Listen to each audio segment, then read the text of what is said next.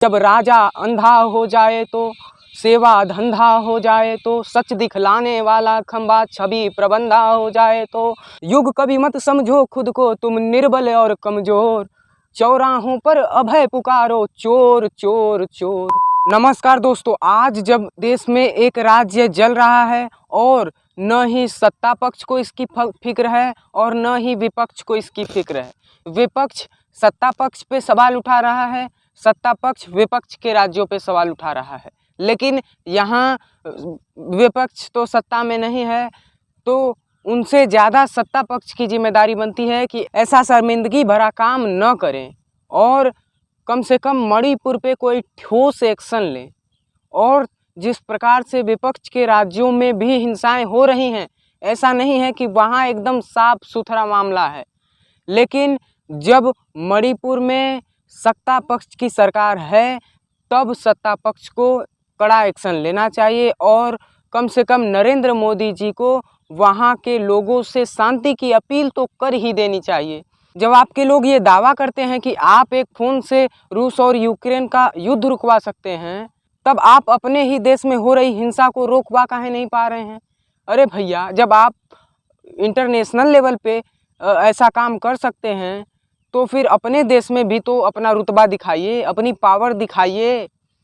अपने घर में आप पावर नहीं दिखाएंगे, बाहर के देशों में जाके आप अपनी पावर दिखाएंगे, तो ये तो गलत है।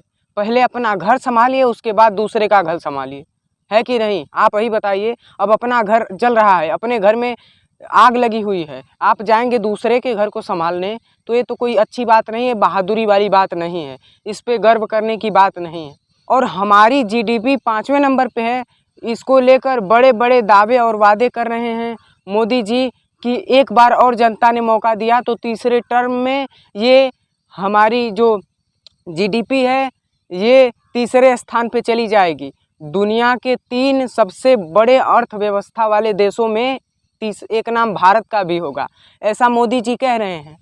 तो ये तो पता नहीं है कि आप 2024 में आएंगे कि नहीं आएंगे, आप जीतेंगे कि नहीं जीतेंगे, लेकिन जब तक आप हैं तब तक तो सही से काम करिए, तब तक कुछ जनता को रिजल्ट दीजिए। कम से कम जनता अपने आप को कोसे न कि आप जैसे लोगों को वोट दे के आपको गद्दी पे बैठाइए और आप कुछ नहीं कर रहे हैं।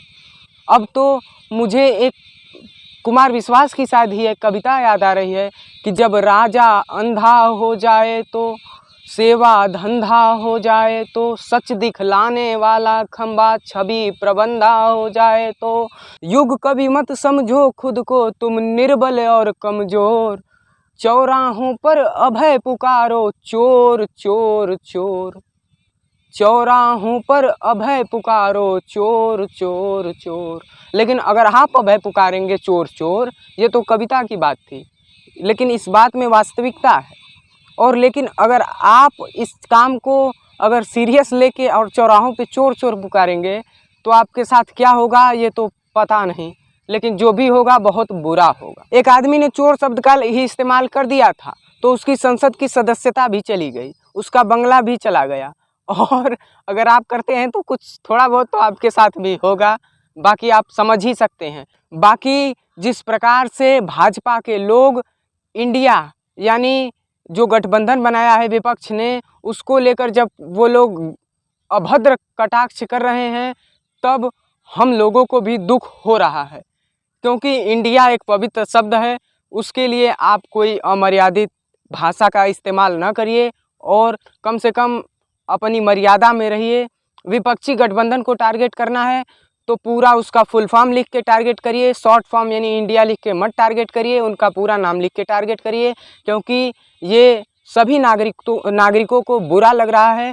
और सभी का तो पता नहीं, लेकिन मुझे वास्तव में बुरा लग रहा है और ये चीज़ें बर्दाश्त के बाहर हैं कि आप हमारे देश के नाम पर कोई अमर्यादित टिप्पणी करें। और इन सभी चीज़ों पे आप क्या सोचते हैं, हमें कमेंट में अपनी प्रतिक्रिया ज़रूर दीजिएगा। जय हिंद।